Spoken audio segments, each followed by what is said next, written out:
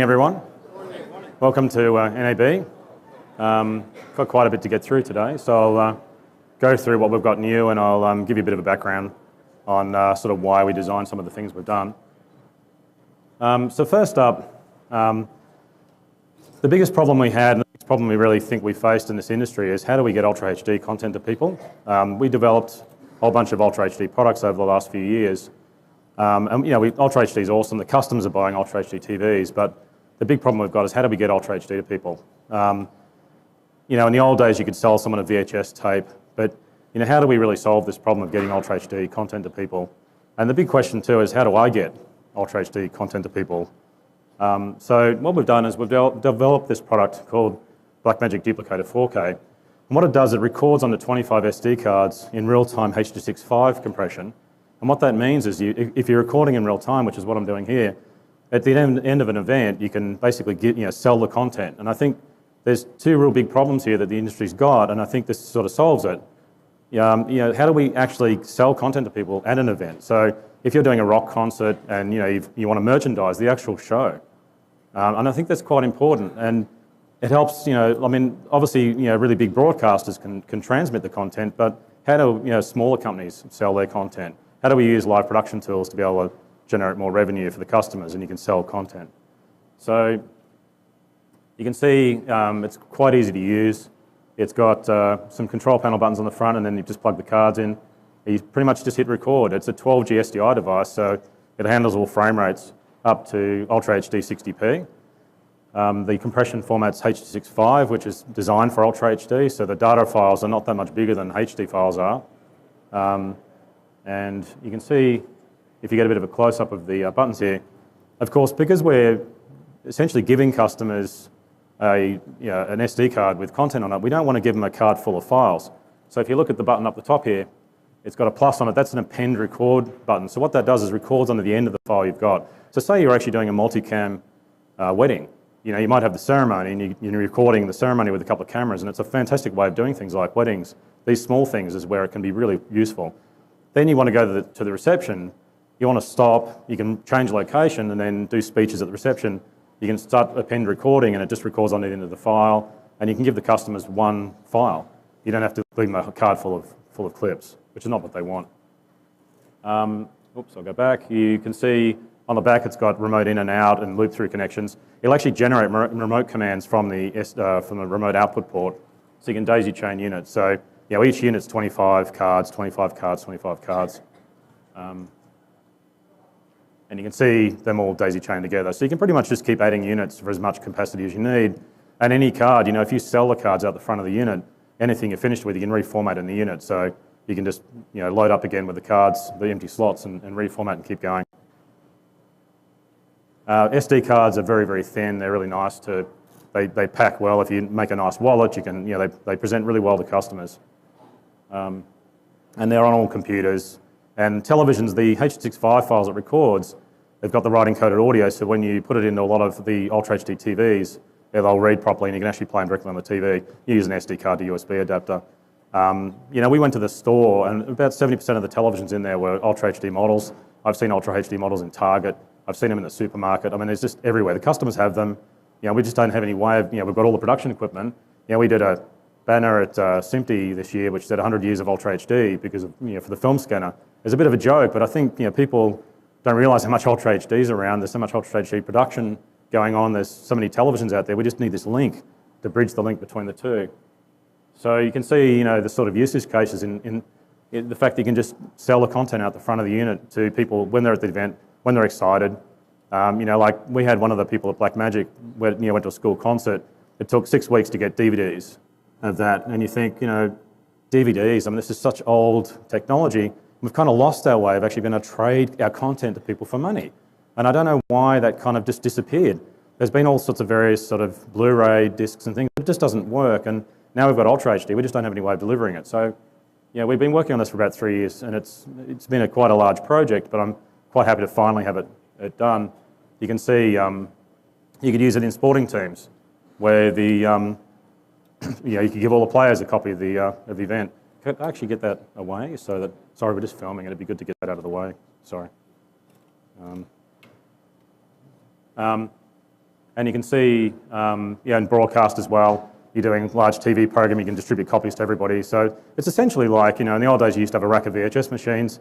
Now you can use these and use SD cards, and they're really cheap, really thin, and easy to distribute. So the Blackmagic duplicator is available now, it's in stock.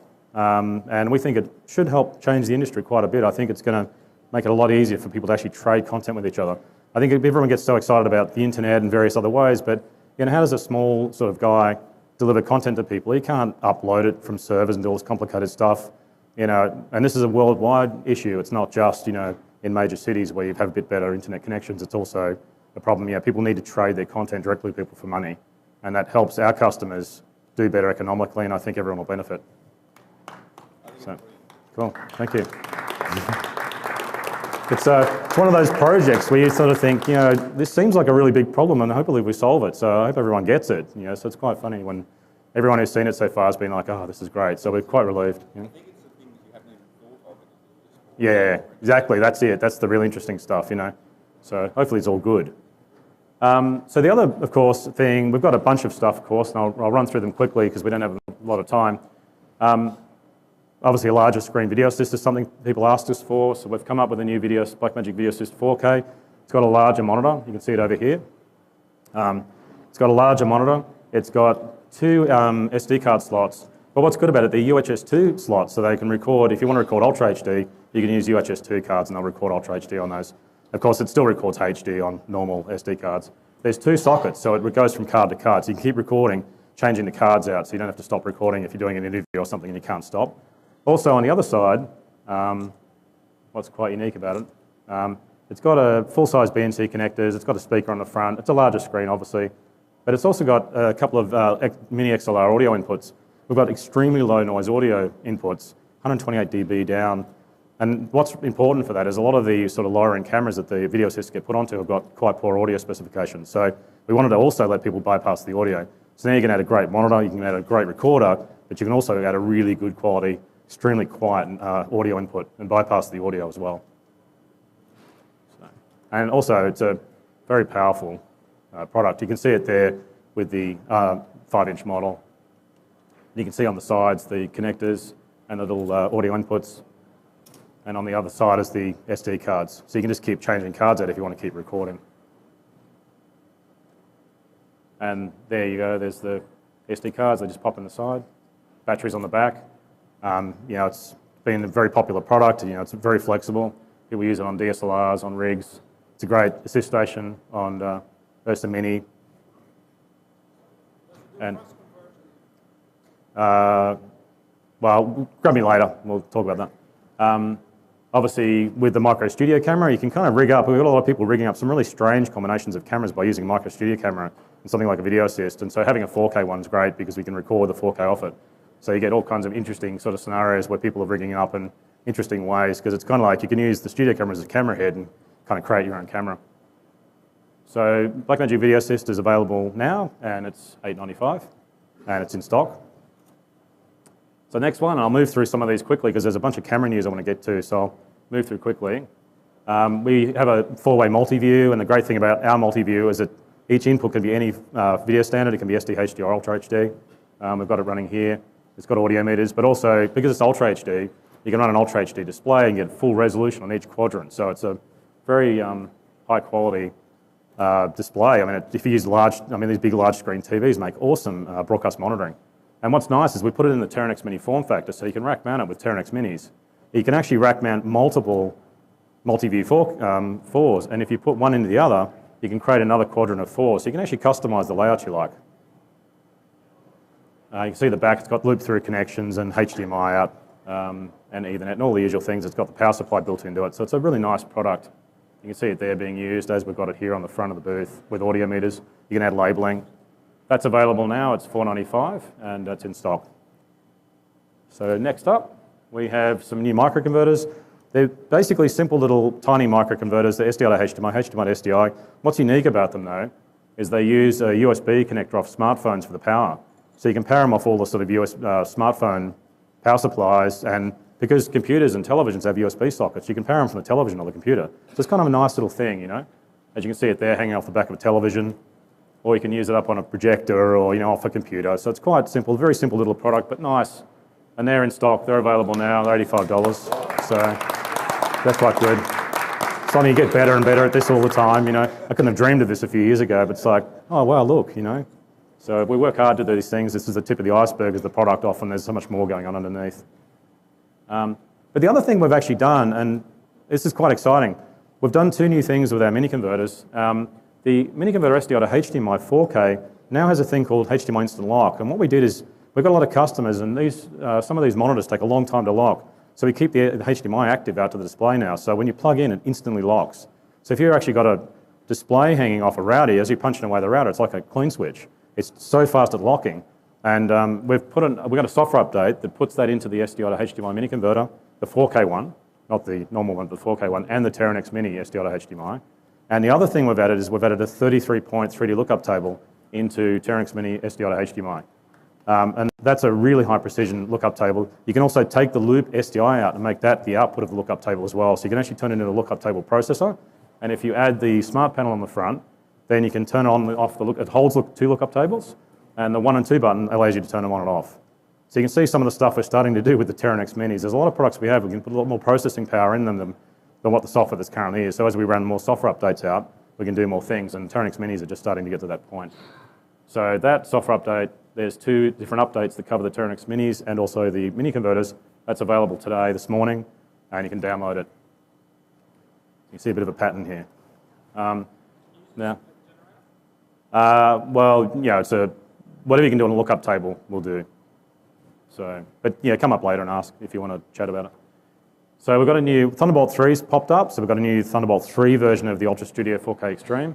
Thunderbolt 3 is great for us because this product, when we released it, the Thunderbolt 2 was only half the speed of the PCI Express connector on it. So we couldn't do these really high deep bit depth RGB formats, HDR and things like that. So without using the PCI Express connector. So with Thunderbolt, we now get the full speed. And Thunderbolt 3 is a great standard. It's also, Thunderbolt 3 is popping up on Windows. So it's seen as less a Mac-only standard, but more of a standard that's a general industry standard. So we've got the Thunderbolt 3 version of that product. And it's pretty much otherwise very similar to the other model.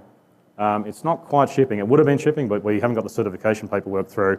So we're in a bit of a hole in that, but we're ready to make that any day. So probably May, I guess. It depends when that comes through. Otherwise, it would have been ready. But we do have a software update for this product and the DeckLink 4K Extreme 12G card. They had HDR support, and DaVinci's got a whole bunch of HDR grading tools in it. And so this has been released, and this will be available this morning to download. And it adds the HDR support, so now you've got a complete HDR workflow. We've also got a new DeckLink Duo card, and if you know what these are an OEM tool really. They're a multi-channel card. In fact, they look like 2 cards on one computer. This one actually looks like 4 cards because each one of those connectors can be reassigned to different channels. And you can actually play back or capture 4 channels. So you can play back 4 channels, capture 4 channels. You have HD, that's up to 60p because it's 3G. OEMs use this. The great thing about the card is you can customize. You can have 1 capture channel, 3 playback, 4 playback, 4 capture, whatever you want to do. OEMs like that. They've got 1 SKU they can use to build any kind of system. So it's quite a useful product for the OEMs. And that is $495 and it's available today in stock. Next up, and I'll move through. I want to talk a little bit about our IP strategy.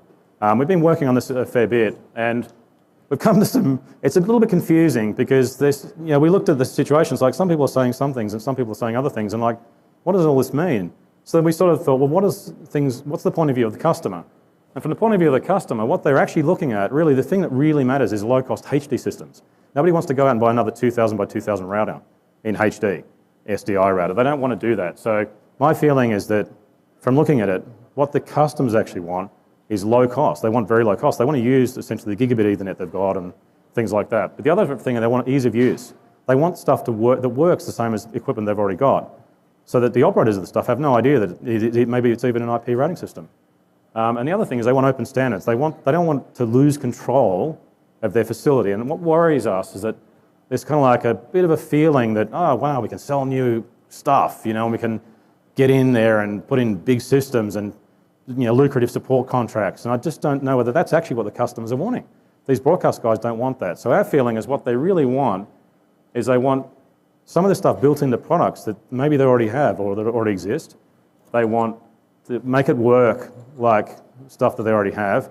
And also they want control of their facility. They don't want to lose control of their facility to some large corporation who now come in with all their support guys and there's big support costs. They want control of this. So what we've decided to do is we're going to be part of the TCO Alliance, and we've joined that. And what that'll let us do is we're going to add this, and we've had to pay some license fees to allow to do. We're going to be adding some of this into products we're already shipping. So it'll just appear in an update. So customers will be able to download an update, and suddenly there'll be IP endpoints in probably some of the 12G products we have. The other thing we're going to do is we've made our Video Hub driver manage all the IP devices. So none of the control panels that you have will even know that it's an IP-based system. It'll be the same protocol. It'll all work the same. And it is an open standard. It's being worked through to be an open standard. My feeling is the Video Hub part of this is very important. The Video Hub control panels will operate the whole setup. You'll assign sources and destinations to a router. You decide how big you want the router to be, and then when people use it, they just punch along, and there's no difference. In fact, we're demonstrating this on the front of the booth with 4 IP sources running TCO and 2 destinations, and we're literally just routing with a router control panel the whole thing, and it's all being done. You'd never know that it was actually an IP-based system, and I think that's the way to do this. The customers have control because the setup is exactly the same as a Video Hub router setup. They just set it up exactly the same way. It appears in some products that they already have, so they just start trying it. They might try a link between 2 buildings and add another one, route it a bit, and before they know it, they've built something large and they've done it themselves. This is what matters. It's control, low-cost HD, and easy to use. I think they're the things that actually matter. They're the things that the customers are needing. That's what they're expecting from IP. They're expecting openness and control. That's what we should be delivering. If we deliver that, then I think we're aligned properly with what they need. So that's our plans for that, and we'll be announcing pretty soon the kinds of products we'll be putting this into once we've had a bit more time to work it out. But we've really just sort of locked this strategy in, and we wanted to tell everybody about it, have chats with broadcasters here about that too. So next up, camera news. So we'll get into some camera stuff. Now, we released the studio camera a couple of years ago, and the first thing that happened is the high-end broadcast guys come up to us and said, oh, it's great, but it's got the wrong lens mount. You should put a lens control connector on it. And I kind of thought, yeah, look, that's a good idea. And what was interesting is the mid-range, it took a while for people to understand what this camera was, an all-in-one studio camera. But the high-end guys are the ones that immediately understood what it was because they already know these things. They know what tally is, they know what talkback is, and all these features, and they love the color corrector. The color corrector has been very popular in this. People have been able to actually do DaVinci primary color corrector on the cameras, and they love it. But my feeling was if we did that, if we put a lens control connector on this camera, it would be wrong. They would still be unhappy. It's just not a super high-end product. It's just an all-in-one studio camera. It does the general kind of use. My feeling is that, even if we put a big broadcast lens on the front of that with a control connector, you still can't tilt the viewfinder. So our feeling is we needed to really have a solution for that. And we had the Ursa Mini project underway at the time, and so we have worked on that, and we've done changes to basically turn Ursa Mini into that perfect solution. So we have the B4 lens mount for HD lenses. We've got PL and EF. We've got the lens control connector on the front, so we can do all that. We've got a combination of new viewfinder, as well as a software update that puts all the studio camera features into Ursa Mini. And that will create a really nice studio camera.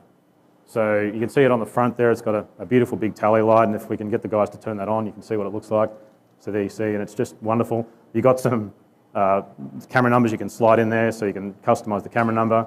You've got some wonderful joints. In fact, we said to the guys when we were building this that we really just wanted to, the great thing is we've got an all-in-one studio camera. We don't need to compromise on the viewfinder.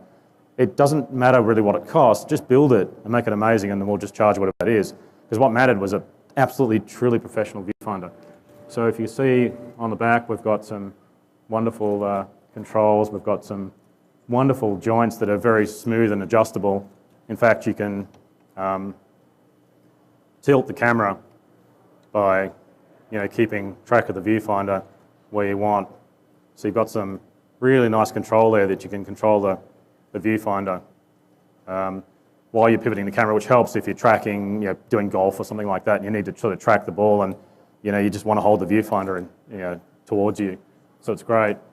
You can see it's got the tally. It actually supports all the information from the camera, comes up through the same camera control stuff that we do externally through the SDI. So the viewfinder is actually generating all the graphics. It's got some wonderful menus and function buttons there, and you can see you can bring up various menus and change settings. It's got wonderful peaking indicator. You can vary the amount of peaking you want and controls on the brightness, and you can even use your fingertips or the side of your thumb depending how you want to do it. So it's really quite nice. Just mounts on top of the camera. So as I was saying, the data goes up from the camera into the viewfinder, and so all the on-screen graphics in the viewfinder are set on the viewfinder itself, because the viewfinder knows what the camera's doing. So you don't need to worry about going to the camera menus to do that. So the other side of this is the new software update that we've done for the camera, and that adds all the studio camera features into it. So it's got a combination of multiple things. And you can see some of the stuff we've got here. Yeah, there's camera control and talkback. We've got the same YRGB DaVinci color corrector. Most people don't realize what a YRGB color corrector is, but you can adjust color bounce without chasing gains. But the thing I like about it is you can pull the white up a bit. Most people don't realize it's in there. If you touch the Y indicator on the Atom control software, you can adjust it and you can pop the white out. And it just sort of brings whites and things. It just adds a really nice depth to images. It's beautiful. The DaVinci guys know how this works and they love using it all the time. There's detail control, reference timing, and the headphone connector becomes a talkback headset. So it's really nice. So the viewfinder, well, you can see situations here with using it. So we've got a couple of usage cases in here. So it does now essentially give us a professional studio camera. And because it's a digital film camera, I mean, the pictures look amazing. Even looking out on the front here, I was just like, wow, you just get shocked every time you see it. Because when you see it in that studio camera configuration, it's different than when you're doing a digital film like the short film we did. And then you see it out the front here in a very studio style environment. You just look at the quality and it's amazing. And the viewfinder is just beautiful because it's right in your face and it's big. It looks really nice. It's been a lot of fun. You can see it there being used for some sports, and even in low light it works very well. And the great thing is that that software update, you can get going with that software update. It's on the lowest cost Ursa Mini EF, even the 4K model. And then as you go through, you can then add the viewfinder later. So it helps people get in at the more entry level, then step up. So it's kind of nice. I like when that's possible. It helps people move up, helps them do work and then realise their ambition and sort of get a few more items when they get bigger. You can see even sort of smaller studios, it's great. So the viewfinder itself, it's going to be towards the end of Q3 because it's finished, but we've just got to get the metal and the tooling finished. So these things are, they do all these beautiful shapes and design. We've got to use all these exotic tools and it costs a lot of money, but it's great when you finally get it through because you can get some shapes and styles that you could never otherwise do. But the software that turns the camera into a studio camera and all the Ursa Minis, that's available this morning. You can download it now, so you can get going and doing this straight away. And what's nice about that, it adds in a whole bunch of other things as well, which I haven't had time to talk about. There's things like new color signs for the 4K Ursa Mini, so it looks a little bit similar to the 4.6K now. And DaVinci Resolve will automatically pick the right color signs when you load the files in. So there's a whole bunch of other updates in that release, but a lot of it was, studio camera stuff. So to move through, and this is one of the crazy fun products. I don't know if you guys know about Arduinos. They're little microcontrollers that you can do custom projects and things with. We've done an SDI board for an Arduino, which allows us to insert the camera control protocol into the SDI stream. So what you can do is activate it. You can do what they call them sketch. Programs are called sketches in Arduinos. You can put your little codes in there and you take them out of the data manual, out of the instruction manual. We publish the codes for the SDI feed in our instruction manual, and then you can just look those codes up and then you can send them to the cameras. It works with all our studio cameras and now Ursa Mini, and you can completely control the camera. You can build your own custom CCU. And this is important because the problem is on all our rack-based products, they've got Ethernet connectors and everything we have as an SDK or we publish the protocol. People do all kinds of customized solutions. They might look nice designs, but underneath they're professional broadcast or post-production products, so you have to have all that openness. But the camera control protocol is SDI, and it's hard. You have to build an SDI product to actually make it work. And to use it. So with this little Arduino shield, you'll be able to create all kinds of custom projects. We've got a little board. I actually milled it out myself and put a couple of buttons and knobs on it on the front of the booth, and we're like tweaking the lens and pushing the color corrector and changing the color corrector buttons. It's really funny. Pushing the button and the tally light comes on. It's quite fun. Like I was just saying in the video, I don't know if we did it because we just wanted to play with it or whether actually it's useful. So we're going to, like holding it, crossing our fingers that people will actually like it. But at the dealer event last night, it was fun. People liked it. It's just cool. It's like, you've got to remember that we, at heart, in this industry, the reason it's such a big full halls full of interesting little companies is because people try things, they experiment. There's a huge community. The thing I love about this industry is a huge community of people tinkering with things and trying stuff and all kinds of fun ideas, and that's the energy of the creativeness that makes this industry, and that's what it's all about. So that's what I love. So this, hopefully, people come up with some interesting little things, so we'll give the sample code away, and it'll be available actually when we start building them, so it'd probably be May or something like that, and it's $95. So they're pretty cheap. But it's probably the world's most sophisticated Arduino shield, because if you look at what these guys do, they put a temperature sensor or something like that, but this thing's a full SDI board, so it's quite funny. It's quite sophisticated. So another quick thing before we move on to the new operating system, and it's because it's part of the live production side, we've got new Atom software that adds hyperdeck control into the Atom switches, and even the TV studio switcher does this. The Atom will now control the switches, The hyperdeck, sorry, and they work like real-time media players.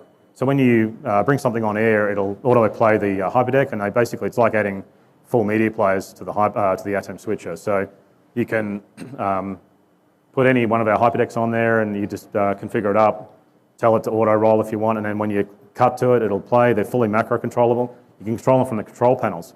So you could, for instance, you could use it as an automated spot player, roll credits. You could even, if you wanted to, do replays. You could do slow motion replays by using a macro to configure the playback speed. So you can do quite a lot of power because you can fully program it. You can see there, you just give it labels, you plug it in one of the inputs, and the Atom software manages the whole thing. And there you see it there. So that software is available this morning for download as well, and you can just download it now, and the guys are showing it on the booth. The guys are actually showing the next version of software as well, where there's some audio meters in the multi-view on the Atom switches and a few other things as well. But we've got it all running actually on the booth, so you can check it out. So now we get to something that's actually quite important. Last year, we actually only announced half of Ursa Mini. This is the other half. So it's kind of like funny. We knew that it wasn't ready last year, and we had so many other things we wanted to do in Ursa Mini, new sensors and things. We didn't want to really push it too much, but we've been working on a whole new operating system for Ursa Mini. And I'd love to show you some of the things it's got. It's got a much more refined user interface. We've got it running over here, but you can see it up on the slides, probably a little bit easier. But now you can adjust things directly from the screen. You don't need to go into menus to do things. So it's a much more powerful operating system. It's essentially multi-threaded and it's doing all kinds of things simultaneously. So it's going to give us a lot of abilities going forward. But it was kind of half the Ursa Mini project, and we only kind of delivered the Ursa Mini bit last year. This is the other bit. And you can see on screen now you just touch things, and you can then control them. So for instance, if you touch the ISO, you can just go and select the ISO directly. And this is really nice, if you select the shutter angle, you can now go and change shutter angles, but you can also recommend shutter angles to reduce flicker from lights. So you tell it the power frequency in the settings, and then when you go into the shutter angle, it'll actually it'll calculate some shutter angles for you. Now, if you overcrank or undercrank the camera, it'll still do it. It'll recalculate the shutter angles for you and give you new shutter angles. So it's got a lot of cleverness in there. Plus you can adjust, you can type in shutter angles directly. So if you just want to go specific shutter angle, you can do that. You can see you can do on-screen overlays. You can adjust those, like even focus peaking, other things like that. So you can adjust them directly from the screen and how much. White bounce now is quite different. You can see you can select different white bounces. You can select default white bounces. You can trim the white bounce. You can even just slide a slider up and down and just set the white bounce, which some people do for a crude color correction in the camera. You can now also white bounce using a white card. You probably wouldn't do it off the guy's nose, but you do it off a white card, but you can do that now and you can get absolute white bounce. You can see the iris on the lens. You can slide a slider up and down and the iris opens and closes. So it's really nice, you know. There's a whole lot of other features as well. Now when you focus zoom, you can slide around with your finger and you can move around the picture on a zoomed in image so you can see the detail you want to look at to get the sharp focusing by zooming in. You can see the settings are quite different now. You can go straight into settings and they're quite nice large buttons. You can change things. And this also lets us put a lot of stuff in that we're really having difficulty to do on the old menuing system. What's particularly nice you might notice is we've got 4.6K resolutions for ProRes. They'll be going in there as well. So we've got a lot of extra resolutions that you can choose. You can hierarchy down through the various selections and you can have a lot of quick control, but it's very fast to use. You can see in here changing some of the speed settings, and there's whole pages of settings that are much, much faster to use, but you don't really have to go in there because you can do a lot of it from the main screen and just immediately change the most common stuff. We've got over here 3D lookup tables in this camera, and we're going to have them activated in the new version, so you'll be able to store 6 lookup tables in the Ursa Mini and recall them and load them in on the SDI out or on the LCD or the monitoring out, so you've got some good control over that. We've also got a new metadata page. Yeah, when we first did our original cinema camera, metadata was something we sort of put in there, but no one had really used it before because it was, it was the first time we'd implemented it and no one had really done that in a camera. Now, of course, we've got a lot of experience with people using it. So we've been able to redesign the metadata page to make it just work better when you're using a camera. We can also see our media status. You can have a quick indication of what's actually going on with the media very quickly. You can also, we're going to be able to have, not in the first version, but very quickly afterwards, a lot of the work was done on this is to allow localization. So we want to be able to localize the cameras as well. And also we can save, one thing I don't think we had in there is you can also store everything as presets. So you can recall the entire configuration from anything you want. If you're doing different kinds of work, sometimes you've got very different settings for, say, a film, short film, than you might be if you're just doing some commercial work or something like that. So you can store the whole settings as presets. There's so much more in there. We've got it running on a whole bunch of cameras on the front. The ones that are running the studio camera software update don't have it. They're running the new software that's shipping this morning, but the other cameras that are used for digital film demonstrations over there, all the 4.6 ones, they're running it. So you'll be able to check it out on the front of the booth. That'll be available in about July. Can you share settings? Yeah, you might be able to. Yes, yes, you can. You save them the disk and you can load them using the media. Yes, because you've got all kinds of things. You can manage the settings in the camera, so you can save settings, you can load settings, you can copy, duplicate, rename, all that. Yeah, you can do all that stuff. Yeah, and like the 3D lookup tables are actually on the CFast media as well, and you can load them in off the disk. You know, so DaVinci Resolve. So there's literally only this and something else left. DaVinci Resolve has got a massive update. We called it 12.5 because it was supposed to be a small update to do all these little refinements. Because I said to the guys, you know, it's the little things that make people go from liking DaVinci Resolve to loving it. But it actually turned out there's some big things in there as well. So I won't go into any detail because we're obviously running out of time. But if you could check our website out, there's actually what's new in DaVinci Resolve 12.5. It's still called 12.5. It should have been 13, but that's probably a bad number. We probably should have called it 14. But it's fantastic. But the good thing is it's actually public beta this morning. So you can download the public beta of the studio version and the free version now and try it out yourself. And one last thing is because of Cintel has been shipping, we did in about, I think the first 10 weeks, we did over 100 units sold, which is amazing. It's actually, weren't arrogant enough to think it would revive film production, but it has actually helped revive film production a bit. People needed a keycode reader, and it's kind of one of the worst kept secrets that we needed to do a keycode reader. So we've sort of thought, we'll come along and give everyone a status update on what we're doing with the Cintel scanner. We have a keycode reader that we've got and an optical audio pickup. And one of the things we'll be asking people here is, we could make it a keycode reader a bit quicker if we just do keycodes, but we kind of want to do everything. So we'll be talking to customers about that, showing them reading keycodes, but we wanted to show the work in progress of what we've been doing there, and that's on the machine out the front of it as well.